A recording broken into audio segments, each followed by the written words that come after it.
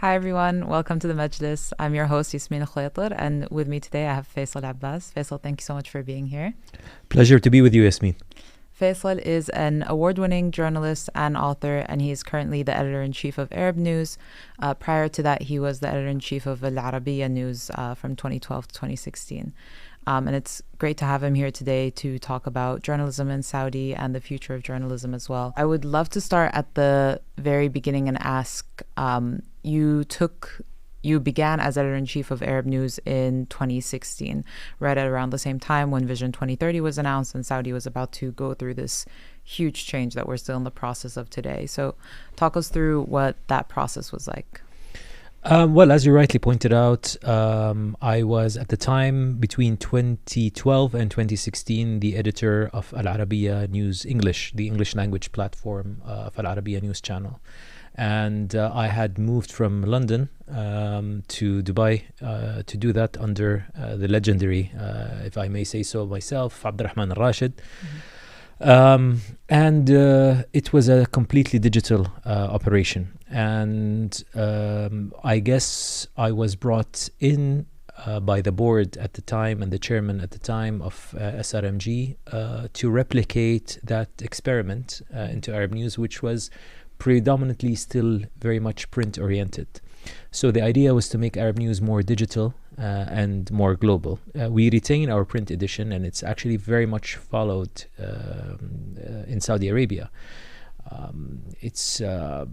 I always market it this way, saying we're probably the only person who has an appointment with every diplomat, chief executive, ambassador, and minister every morning. That's a very powerful statement, because all of those people, considering their age and their portfolios, they're all our subscribers. So the print product still has a lifespan to go, but our operations are now mostly digital. We've relaunched ArabNews.com itself in 2017 with a complete revamp, different editorial line. We called it the voice of a changing region. As you rightly pointed out, it was very timely with the launch of the vision, and we couldn't have chosen a better tagline, given all the change that has happened in Saudi Arabia, which, as we all know, when Saudi Arabia sneezes, the rest of the world catches a cold. And when Saudi Arabia is healthy, the rest of the world gets a feel of that as well. So, and since then, we've launched Arab News Pakistan, Arab News Japan, and Arab News France, as well as a number of digital products, including our flagship talk show, Frankly Speaking, modeled after the BBC's Hard Talk. We have the Meyman Show, we have our Research and Studies unit, we have the Ray Hanania Show on the radio in America, targeting Arab Americans, a whole portfolio of digital products. And touch wood, I think we've done quite well in the past 8 years. Alhamdulillah. And you began this now 8 years ago almost. So we touched a little bit upon, what you came in to do, which was, to make it more digital, to make it more global. Do you think in the past 8 years you've been able to accomplish that? Is there more that you want to do before you feel, I'm satisfied with where we're at today?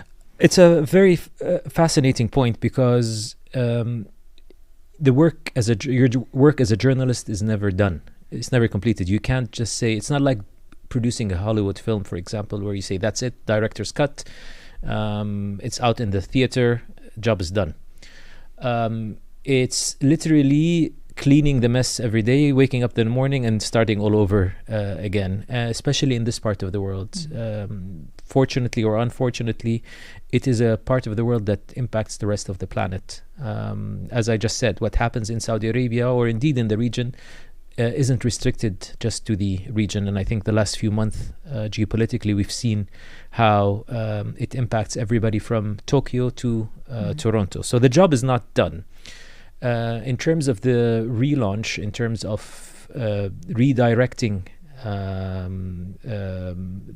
Arab News editorially, I think we've done fair job, considering we've won 143 international awards in the past 8 years, considering the fact that we are quoted almost daily by the likes of BBC, CNN, Reuters, AFP.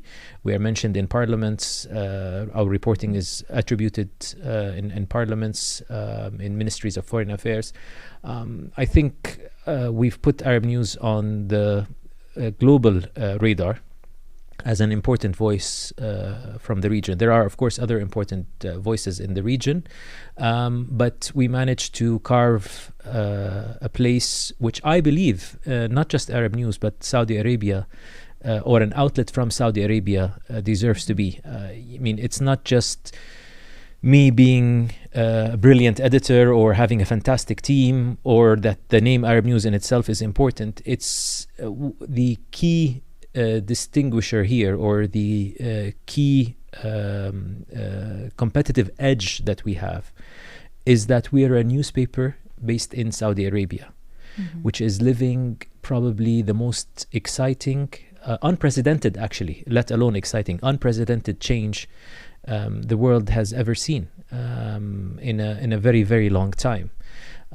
We're not just living economical change. We're not just living social change. We're not just reforming culturally. We're not just reforming laws and regulations. All of that is happening at the same time, while also building giga projects, some of which are unmatched anywhere in the world, while at the same time sending astronauts, including the first female Arab Muslim astronaut, to space, while successively bidding for Expo 2030 and inshallah the World Cup in 2034. All of this is happening at the same time, and that is what makes Arab news successful, to be the voice informing the world what is happening in the kingdom and how the rest of the world is impacted. I think very well said. There's so much happening in Saudi right now, and it's really, I mean, even for a local, it's hard to keep up with the news and the breakneck speed it's going at. And for it to be Arab News' job to be able to report all of this can be overwhelming sometimes. I think when we talk about the communication outwards, because that's really what it is, right? I mean, we're doing all of this and we need to be able to demonstrate to the rest of the world that we are involved in so many different fields and making strides every single day. There still seems to be quite a communication gap between Saudi and the rest of the world, in which people are either unaware or, very misinformed on some of the changes or projects that are happening here. Why do you think that is? Well, look, there is a perception gap. The way I describe it is a lot of people haven't downloaded the latest software update. A lot of people are still stuck with the image and perception of Saudi Arabia 10 years ago or 20 years ago, which is normal, by the way. So one of my mentors or good friends is Professor Simon Arnold, who coined the term nation brand and created something called the Nation Brand Index, whereby he measures the reputation and image of countries. And even he would tell you there's a lag between what is actual and what is perception. So I think we're catching up. I don't have figures or numbers to substantiate because I've not seen the latest Nation Brand Index figures. But I'm quite sure, and I can speak with a lot of confidence, that if you were to measure Saudi Arabia's perception today compared to what it was, say, 10 years ago, you'll see some improvement. I wouldn't say massive. Things don't zigzag. It improves gradually, but there's a lot of facts that support that. I mean, the Ministry of Tourism, for example, has just celebrated the milestone which was supposedly set for 2030, which is 100 million tourists. Right. That was celebrated last year. Why would 100 million people come and visit Saudi if it had a negative perception or a negative image? It clearly means what is happening is working. So there's a lot of interest, and as a journalist I also measure the change in rhetoric and sentiment in the international press. And mind you, it is, as I speak as a journalist, it's our job not to report the good story, but to report the bad story. And there are a lot less negative stories about Saudi Arabia out there. So clearly, what's happening under Vision 2030 is working, and I would say working phenomenally well. And I wouldn't be exaggerating if I say within a few years, Saudi Arabia is going to become one of the most desired places to visit, work, and live in the world. Okay, that's great to hear. I mean, that you're very bullish on the topic. And I think, you know, what strikes me is that when a lot of Americans or Europeans come to live here or even just to visit, they are always pleasantly surprised. You know, they expect some level given what they've heard, but they never expect it to be this much fun or to be this livable in Saudi.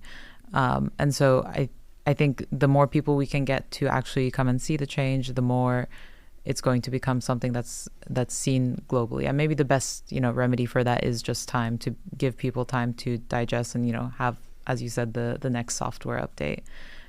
What do you see your role as a journalist being in terms of facilitating and expediting that change?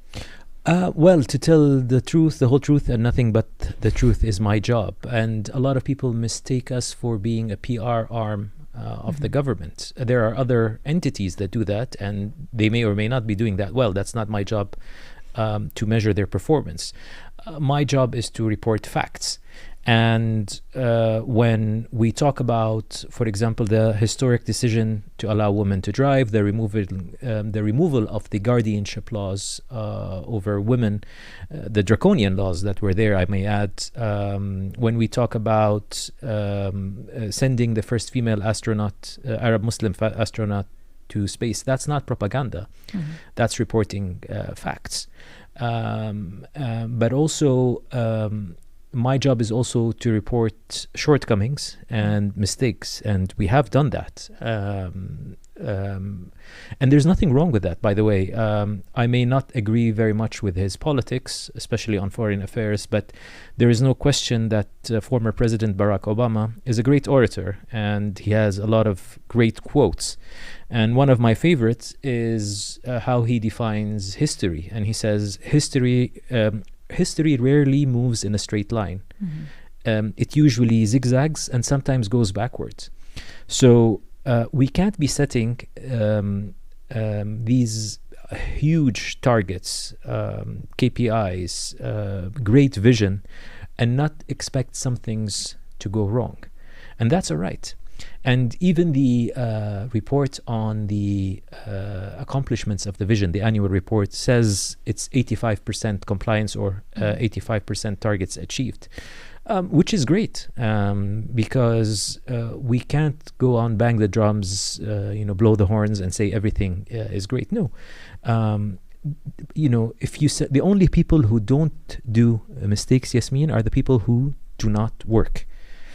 If you're going to do anything in life, you need to accept that there's a margin of error. And there's no shame in that.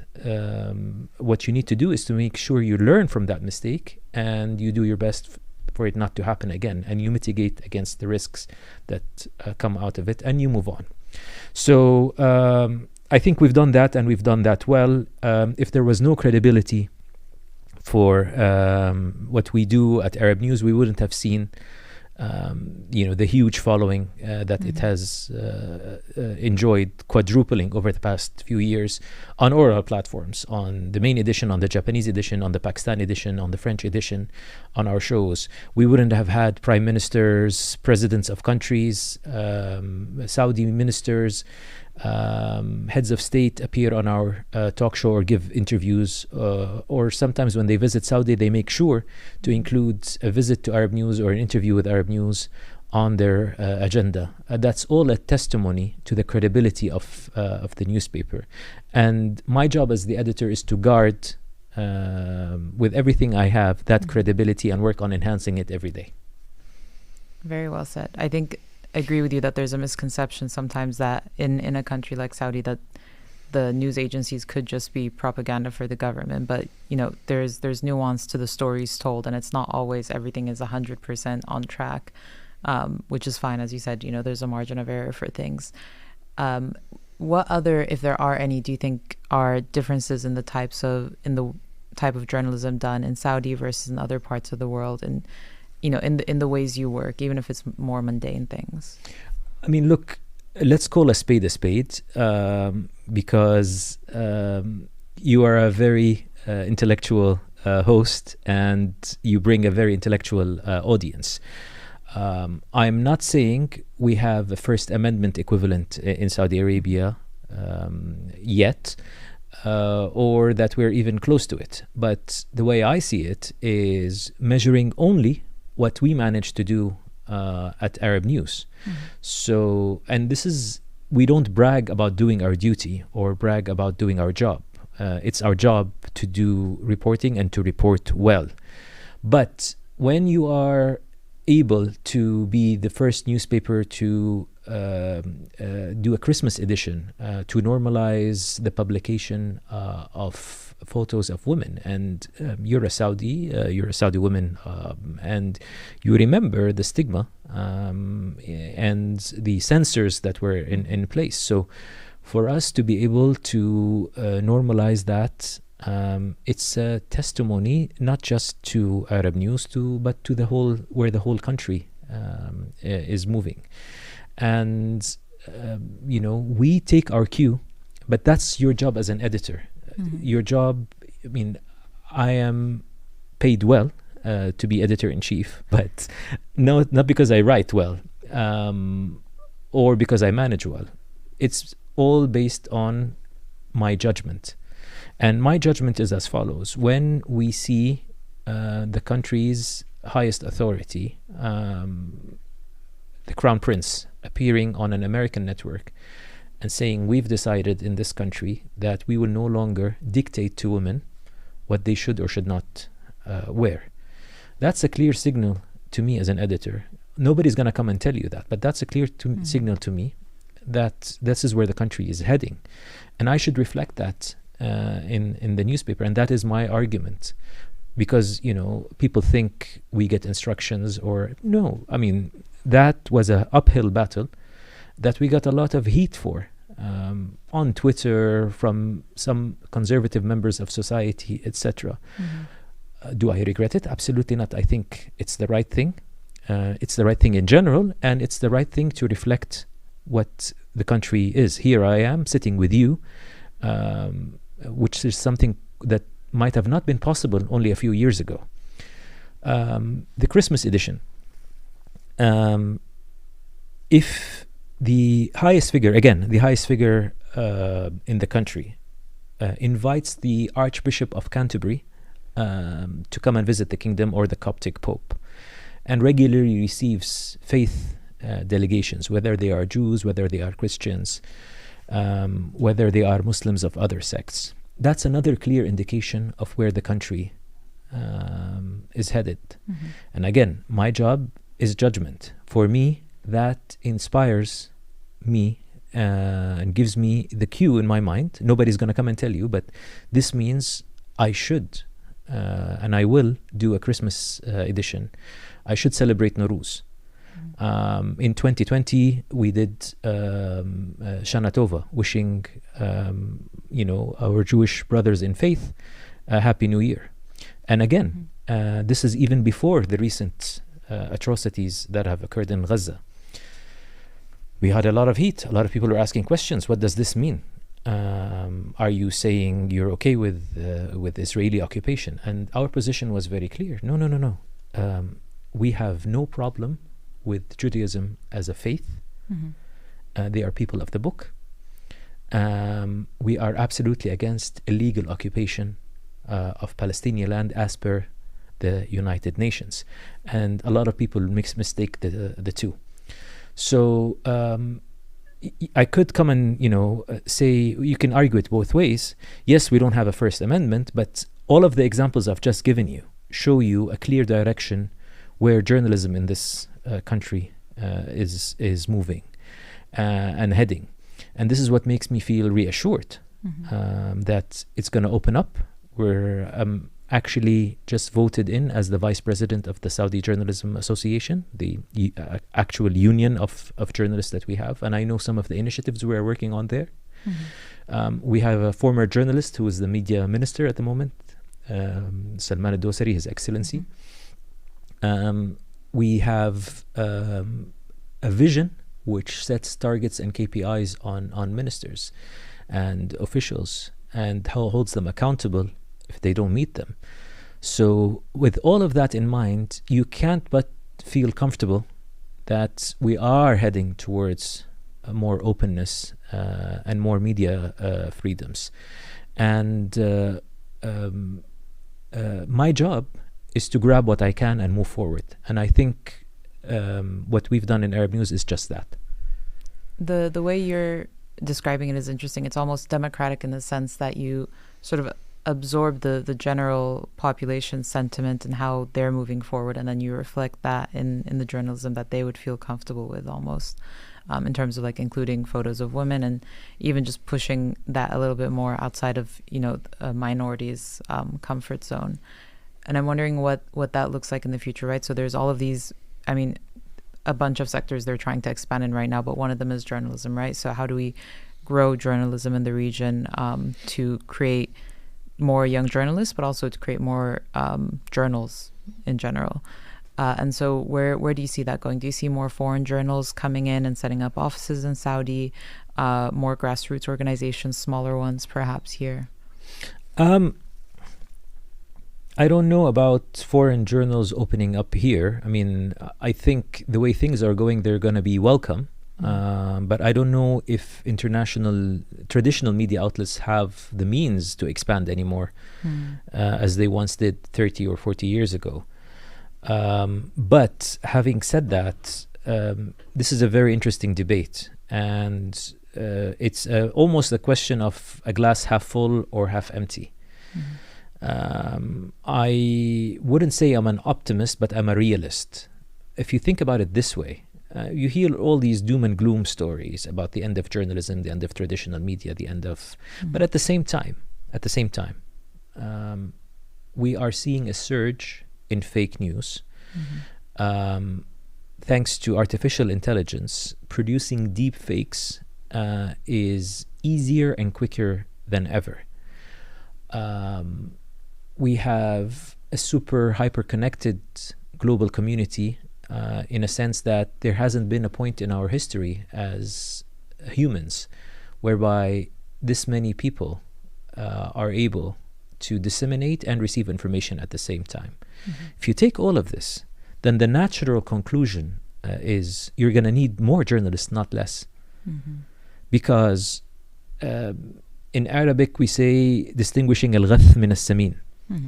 So somebody needs to tell you what's real and what's fake. In essence, you need a curator, right? You need a filter. Well, guess what? That filter has always existed. That filter is called journalism. That's essentially, the 5 W's: the where, the why, the when, the how, and the when are essentially your best guard against fake news and deep fakes. So I am very bullish on the future of journalism and the importance of journalism, and I think we need it now more than ever before, because you have two extremes. You have an extreme where you have very little information, and then you definitely need journalism, or you have the other extreme, which is you have too much information, and then you need the journalism to tell you what's true and what's not. Right, especially in the context, I mean, we're increasingly connected, but we also have an increasingly short attention span globally. So a lot of these stories that require delicacy, complexity, nuance that journalists are prepared to handle, the flip side of that is the audience prepared to digest that. We officially have the attention span of a goldfish thanks to technology. Something around less than 9 seconds or 6 seconds. I can't remember the exact figure, but it was a shocking figure that I read. Right. And that makes it a lot more difficult because, not only do you need to convince somebody, and that's our job as journalists. Our job is to convince people of a certain narrative or a certain fact and tell them this is the truth. But now you're competing. You're in a race. You've always been in a race against time. But since broadband came in, and smartphones came in, and social media came in, that race has been supercharged. And unfortunately, on one hand, yes, I say I am bullish and I'm confident in the future of journalism, but we do need the tools to be able to communicate in a more modern way. What do you think that looks like? I honestly don't know. But that's not unusual, because things are changing in a very rapid pace, thanks to artificial intelligence. But what I do know for sure is the means that we had before will no longer be able to sustain an audience or captivate an audience, which is a dilemma, because in essence we consume more content than ever before. But what technology has done is it has leveled the playing field for everybody in all industries. So you're no longer comparing apples to apples. So it used to be the New York Times versus the Washington Post, for example, or Saudi Gazette versus Arab News, or Uqad versus Al Madina, or Riyadh versus Al Jazeera. I'm talking about newspapers, etc. Now you're online, you're competing against Netflix, you're competing against Amazon, you're competing against the New York Times, you're competing against Saudi Gazette, you're competing against Arab News, all for the attention and time of the consumer. And the flip side of the analogy that I gave you about having the attention span of a goldfish is this competition. You are constantly competing for those few seconds, for those few minutes a day that every person needs. And scrolling has no mercy. You either got them, or you're flipped and you're gone. So I don't have an answer, I'm afraid, for you about how the future of media is going to be, but I do believe in the principle. There's a very interesting Harvard Business Review case study called Marketing Myopia. It's an article. And I think the media industry has had a severe case of marketing myopia. Marketing myopia, by definition, is when you don't know what industry are you in. So it's the U.S. railway companies thinking that they're in the railway business rather than the transport business. Had they realized that they were suffering from marketing myopia and shifted the resources to making cars or planes or more modern ways of they could have invented the next Tesla, for example. Had Kodak realized that their job is not producing standalone cameras, they could have come up with a smartphone and become the world's largest manufacturer of both smartphones and cameras. The problem in our industry, in the media, is a lot of people assumed, and that's typical because a lot of the management of media companies do not come from the industry. They're former bankers, strategy officers, etc. So they make the mistake of assuming we're in the print business, or in the paper business, or in the television business. We're in the content business. And there are exceptions to that rule. For example, take Shahid on NBC, which has done remarkably well.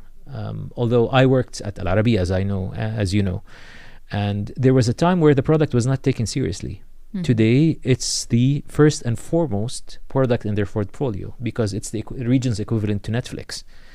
So that's a good analogy or a good use of realizing what industry we're in. Nobody ever said that NBC is a linear television only company. Your job is to produce content and give users or consumers the best content possible, so that they spend the most time possible on your platform, so that you can generate subscriptions or revenue. So whichever format that is, that takes, you need to be available in that format. And a similar point to that, so regardless of what format the content takes, there's still a certain level of framing within the content that could be simple or it could be nuanced, and that could be the difference of whether someone scrolls or not, right? So when we think about how the world is becoming increasingly polarized, or rather trying to sort of sort things into black and white to make it easier to digest, to make it faster to understand, even if it's too simplified of an understanding, right? Like this country good, this country bad. How do you think about how to frame Saudi Arabia within this global narrative in a way that reflects the true nuances of the country? Because we are an ally to so many different countries, and we have different relationships that serve different purposes with a lot of other ones.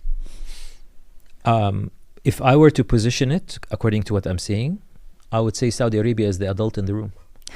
Honestly, if this is something I wrote with utmost respect, and when I write from a position of caring, not a position of mockery. But the last U.S. presidential debate between President Biden and former President Trump, it's surreal, because you have two very old men essentially bickering like kids, and it's all politics and issues that have been ongoing for, like the abortion case, as important as it is. But it's been almost 50 years of talking about the same topic. Minority rights, immigration. Every time you hear the same tired conversation. I wrote a column and I'm saying, look, this is meant to be the greatest country on earth. How could we not hear the word artificial intelligence even once in a presidential debate at a time where we know that the next revolution is going to happen thanks to artificial intelligence? And I made an analogy. I mean, this is happening in America, the world's superpower, and versus Saudi Arabia, where you have the Global AI Summit happening in September, and it's going to be under the custodianship of the Crown Prince, which is a testimony of how important the topic is. So, while you have this is not an argument against democracy. I think democracies around the world are great. Some of them perform better than the others. This is not belittling or an argument against democracy at all. I'm just saying any system, if it's abused or too politicized, will be dysfunctional. Look at the role Saudi Arabia is doing in mediating between Russia and Ukraine, between the warring parties in Sudan. The phenomenal effort that the foreign minister, Prince Faisal, has done in unifying the global position to recognize Palestine. They didn't have to do that, but they did. This stems from the part that, we want to be the voice of reason. We are the adults in the room. We are the custodians of the two holy mosques. We are a regional superpower. And if we're going to be all these things, it's not enough to say it. We have to live it, and we have to prove it. And I think the world is reaping the benefits of having this adult in the room. Of course. And I think we've been doing a great job of walking the walk when, we announced this vision 8 years ago of we're going to be change, and we're inshallah going to bring some level of stability to the region. You're really seeing that now in how Saudi tries to play peacemaker in a lot of different ways with a lot of the different players. I think this has been very insightful. One last question I wanted to ask for fun, since we've done all the intellectual stuff now. You've been in the journalism space for 20 plus years now. What's been your favorite story? Well, there are a lot, but let me tell you something. One thing I learned, like if I were to resign or retire tomorrow, one thing I would say is it's unbelievable sometimes how reality can be stranger than fiction, or more unbelievable than fiction. What this job has taught me is to never take anything at face value, to always ask the additional question, to always listen to what the other person is not saying, not what they're saying. Because you'll be surprised, you'll be fascinated that there's always more than what meets the eye.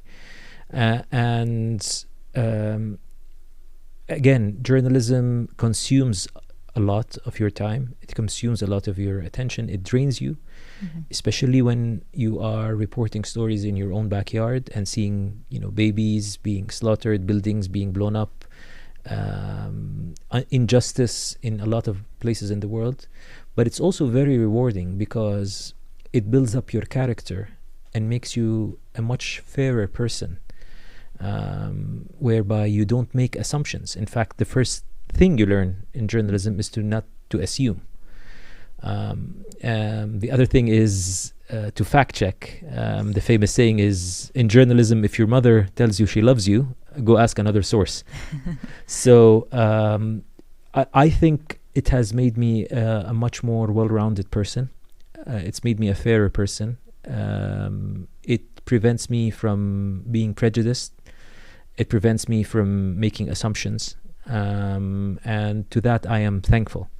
This is also great advice for all the young Saudi aspiring journalists in the room or outside. Well, they're the future, and I can't wait to see what they're going to come up with, because the one thing that this country has proven, whether in football, where we were the only country that defeated the world champions, Argentina, whether by, I don't know how it happened in a blink of an eye, but we had 2 astronauts up there in space, whether they're winning in science Olympics. There's a lot of talent in this country, and what this vision has done, what Vision 2030 has done, it has removed the lid, whereby the sky is literally the limit. So I wish I was 20 years younger and just starting my career now, because I know the future will be bright for Saudi journalists, and I wouldn't be surprised whether to see that the next big idea in global journalism might come from Saudi Arabia, and we're going to see Saudi journalists dominate not just local but regional but also international media in different jobs, as anchors, as editors, as reporters.